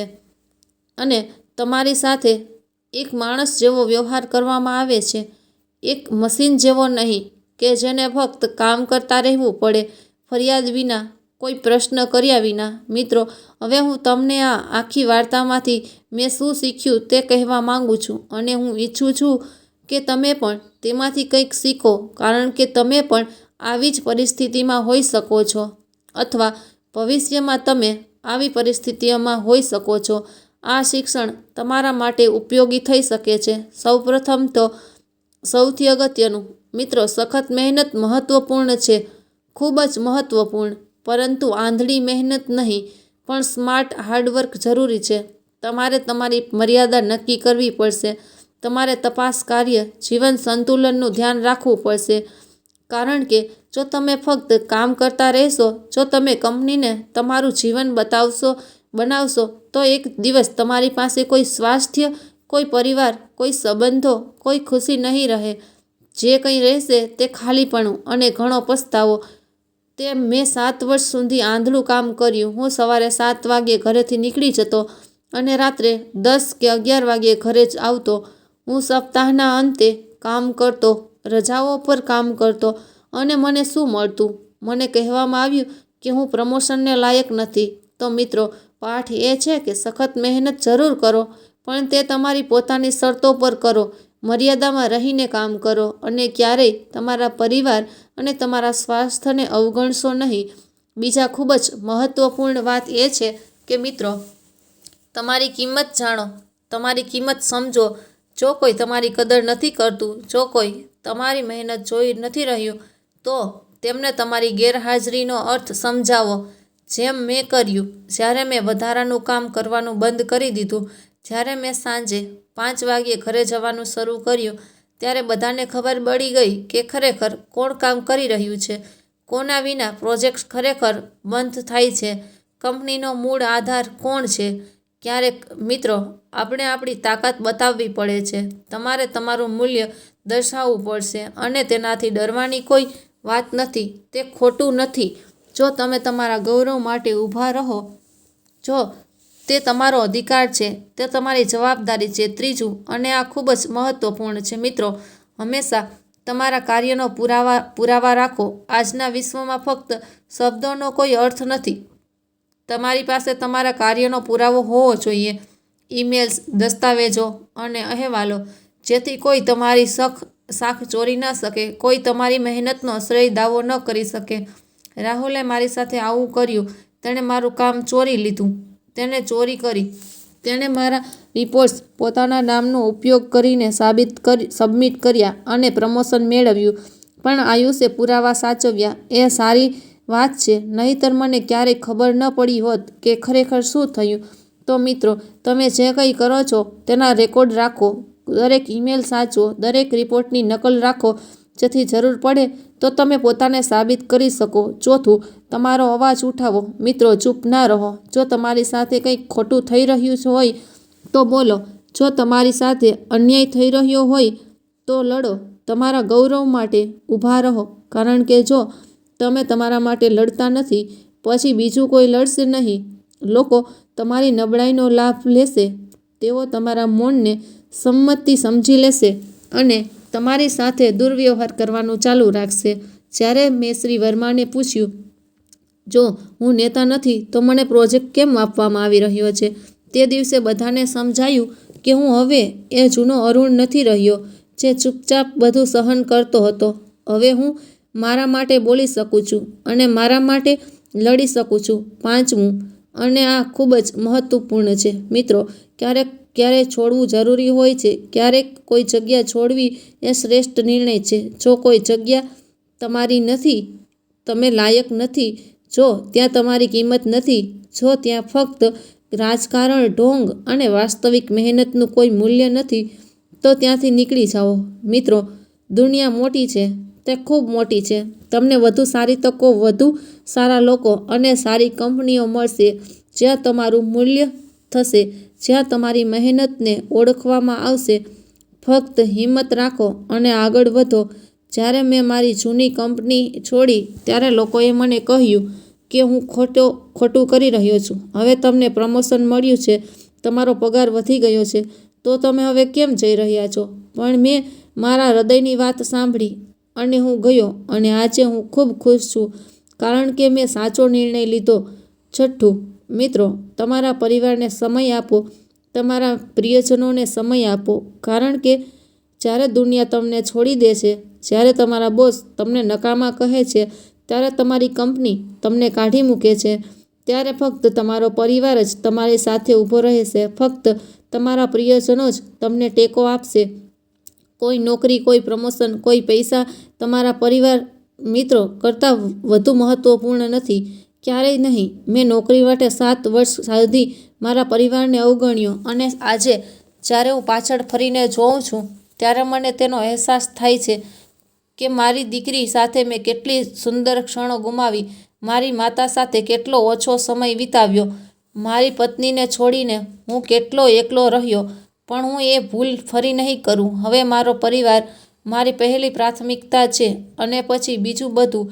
7મું, પ્રામાણિકતા અને મહેનત ક્યારેય વ્યર્થ નથી જતી. મિત્રો, તે ક્યારેય વ્યર્થ નથી જતી. ભલે તમને લાગે કે તમારી મહેનત રંગ લાવી રહી નથી, ભલે તમને લાગે કે બીજા લોકો તેનો દેખાડો કરી રહ્યા છે, પણ તેઓ આગળ વધી રહ્યા છે જ્યારે તમે પાછળ રહી ગયા છો. પણ મારા પર વિશ્વાસ કરો, એક દિવસ સત્ય બહાર આવશે. એક દિવસ ખરી મહેનતની કદર થાય છે. રાહુલને દેખાડો કરીને પ્રમોશન મળ્યું, પણ જ્યારે ખરી કસોટી આવી, જ્યારે તેણે કામ કરવું પડ્યું, ત્યારે તે નિષ્ફળ ગયો અને તેનું આખું રહસ્ય ખુલી ગયું. પણ મારી મહેનત, મારી પ્રામાણિકતાએ આખરે મને માન આપ્યું અને મને મારો હક મળ્યો. 8મી વાત, મિત્રો, નેટવર્કિંગ મહત્વપૂર્ણ છે. સારા લોકો સાથે સંબંધો બનાવો. મારી સાથે વિક્રમ અને આયુષ જેવા લોકો હતા જેમણે મને ટેકો આપ્યો, તેમણે મને મદદ કરી. જો તેઓ ન હોત તો મને સત્ય આટલી ઝડપથી ખબર ન પડી હોત. તેથી તમારા સહકાર્યકરો સાથે સારા સંબંધો બનાવો. પ્રામાણિક લોકો સાથે તેમને ઓળખો અને તેમની સાથે રહો, કારણ કે આ એવા લોકો છે જે તમને મુશ્કેલ સમયમાં પણ મદદ કરે છે. 9મું, દાયકા પછી તમારી કારકિર્દીમાં ફક્ત એક જ કંપની કે એક જ જગ્યાએ અટવાઈ ન જાઓ. હંમેશા નવી તકો માટે ખુલ્લા રહો, નવી વસ્તુઓ શીખતા રહો, તમારી કુશળતાને અપડેટ કરતા રહો, જેથી જ્યારે પણ જરૂર પડે ત્યારે તમે ગમે ત્યાં કામ કરી શકો. જો મેં ફક્ત મારી જૂની કંપની પર આધાર રાખ્યો હોત તો હું કદાચ હજી પણ ત્યાં જ અટવાઈ ગયો હોત. પરંતુ મેં મારી કુશળતાને અપડેટ રાખી, નેટવર્ક બનાવી રાખી અને જ્યારે તક મળી ત્યારે હું વધુ સારી જગ્યાએ જવા માટે તૈયાર હતો. 10મી અને છેલ્લી વાત, મિત્રો, તમારામાં વિશ્વાસ રાખો, તમારી ક્ષમતાઓમાં વિશ્વાસ રાખો. જ્યારે મને કહેવામાં આવ્યું કે હું નેતા નથી, ત્યારે મને એક ક્ષણ માટે શંકા ગઈ કે કદાચ મારામાં ખરેખર કંઈક અભાવ છે. પણ પછી મેં મારી જાતમાં વિશ્વાસ કર્યો, મેં મારી ક્ષમતાઓને ઓળખી અને તે આત્મવિશ્વાસથી મને મારા માટે ઊભા રહેવાની શક્તિ મળી. જો તમે તમારામાં વિશ્વાસ ન રાખો તો બીજું કોઈ નહીં કરે.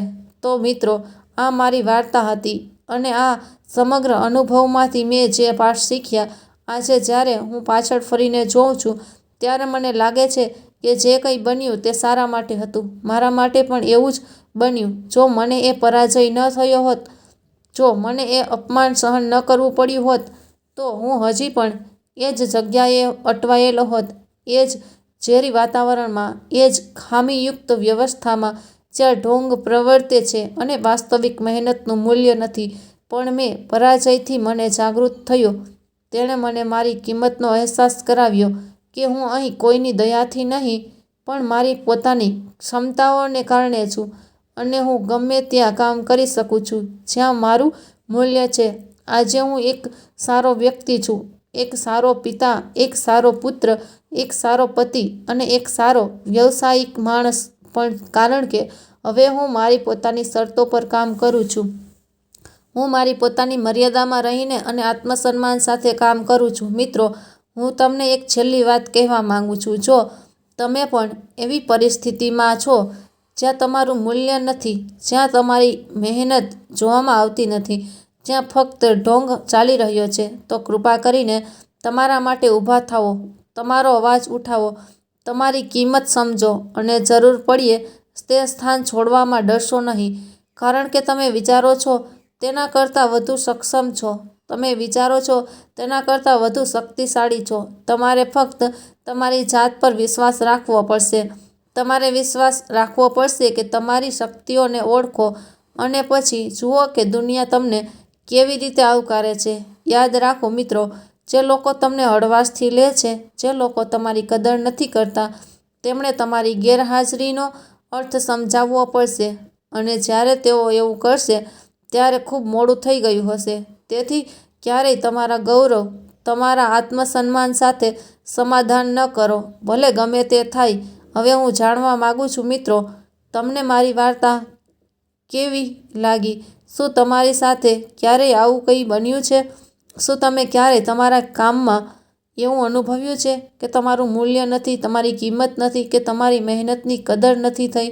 એવું જોવા મળ્યું નથી કે ફક્ત ઢોંગ કરનારાઓ જ આગળ વધી રહ્યા છે? જો એમ હોય તો તમે શું કર્યું? તમે પરિસ્થિતિને કેવી રીતે સંભાળી? શું તમે બોલ્યા કે ચૂપ રહ્યા? કૃપા કરીને મને ટિપ્પણીઓમાં જણાવો, કારણ કે તમારી વાર્તાઓ બીજાઓને પ્રેરણા આપી શકે છે. તેઓ તેમને હિંમત આપી શકે છે. અને મિત્રો, મને એ પણ જણાવો કે તમે ભારતના કયા શહેરમાંથી આ વાર્તા સાંભળી રહ્યા છો. અને મને જાણવાનું ગમશે કે મારા શ્રોતાઓ ક્યાંથી છે, મારો અવાજ ક્યાં સુધી પહોંચે છે. અને જો તમે બીજા દેશમાંથી સાંભળી રહ્યા છો તો કૃપા કરીને મને પણ એ પણ જણાવો. મને જાણવાનું ગમશે.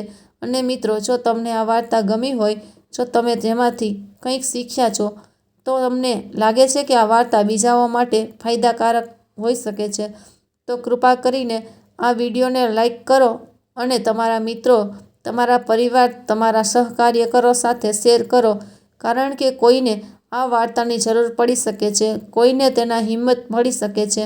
કોઈને તેમાં પોતાને માટે ઊભા રહેવાની પ્રેરણા મળી શકે છે, પોતાના ગૌરવ માટે લડવા માટે. અને હા મિત્રો, જો તમે પહેલાંથી જ જો તમે પહેલાંથી જ ચેનલ સબસ્ક્રાઈબ કરી હોય તો કૃપા કરીને સબસ્ક્રાઈબ કરો અને બેલ આઇકોન દબાવો, જેથી જ્યારે પણ હું કોઈ નવી વાર્તા અથવા નવો અનુભવ શેર કરું ત્યારે તમને સૂચના પ્રાપ્ત થનારા સૌથી પહેલા વ્યક્તિ બનશો, જેથી તમે તેને જોઈ શકો, સાંભળી શકો. દરરોજ હું તમારી પાસે જીવન વિશેની સાચી વાર્તાઓ લઈને આવું છું, જે આપણને કંઈક શીખવે છે, જે આપણને પ્રેરણા આપે છે, જે આપણને હિંમત આપે છે, અને જે આપણને કહે છે કે જીવન પડકારો લાવી શકે છે, પરંતુ તેમની સામે લડવું પણ મહત્વપૂર્ણ છે. પોતાના માટે ઊભા રહેવું પણ મહત્વપૂર્ણ છે. આ વાર્તાઓ ફક્ત મનોરંજન માટે નથી, તેના બદલે તે આપણને જીવનના વાસ્તવિક પાસાઓનો સામનો કરાવે છે. તે આપણને આપણી સમસ્યાઓનો સામનો કેવી રીતે કરવો તે શીખવે છે. આપણે આપણા જીવનને કેવી રીતે સુધારી શકીએ છીએ. તો મિત્રો, હું આ વાર્તા અહીં સમાપ્ત કરું છું. આગામી વાર્તામાં એક નવા પાત્ર, એક નવી સફર, એક નવા અનુભવ સાથે મળીશું, જે તમારા જીવનમાં પણ થોડો ફેરફાર લાવી શકે છે. તે તમને વિચારવા માટે મજબૂર પણ કરી શકે છે. ત્યાં સુધી ખુશ રહો, સ્વસ્થ રહો, તમારી સંભાળ રાખો, તમારા પરિવારની સંભાળ રાખો. અને હા, સૌથી અગત્યનું, તમારી કિંમત જાણો, તમારા ગૌરવનું રક્ષણ કરો, કારણ કે આ દુનિયામાં તમારાથી વધુ સારી રીતે કોઈ જાણતું નથી કે તમે કેટલા સક્ષમ છો, તમે કેટલા શક્તિશાળી છો, અને તમે કેટલા લાયક છો. યાદ રાખો મિત્રો, તમારી મહેનત ક્યારેય વ્યર્થ જતી નથી. ભલે તેને ઓળખવામાં સમય લાગે, ભલે તમારે રાહ જોવી પડે, એક દિવસ સત્ય બહાર આવશે. એક દિવસ તમારી મહેનત રંગ લાવશે. તમારે ફક્ત ધીરજ રાખવી પડશે, તમારામાં વિશ્વાસ રાખો અને તમારી મહેનત ચાલુ રાખો. પણ હા, તમારી મર્યાદામાં, તમારી શરતો પર અને તમારા ગૌરવ સાથે. અને એક છેલ્લી વાત મિત્રો, ક્યારેય તમારા પરિવાર સાથે દગો ન કરો. અવગણશો નહીં. તમારા પ્રિયજનોને ક્યારેય દૂર ધકેલી દેશો નહીં, કારણ કે જ્યારે બધું સમાપ્ત થાય છે, જ્યારે દુનિયા તમને છોડી દે છે, ત્યારે ફક્ત તમારો પરિવાર જ તમારી સાથે રહે છે. તેથી તેમને સમય આપો, તેમની સાથે રહો, તેમની ખુશીઓમાં ભાગ લો અને તેમને એવું અનુભવ કરાવો કે તમે તેનાથી સાથે છો. હંમેશા આભારી રહો. મિત્રો, મારી લાંબી વાર્તા ધીરજપૂર્વક સાંભળવા બદલ ખૂબ ખૂબ આભાર.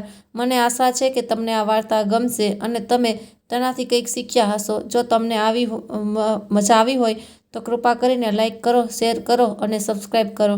અને હા, કૃપા કરીને ટિપ્પણીઓમાં તમારો અભિપ્રાય શેર કરો.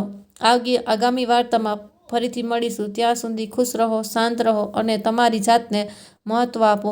જય હિન્દ, જય ભારત.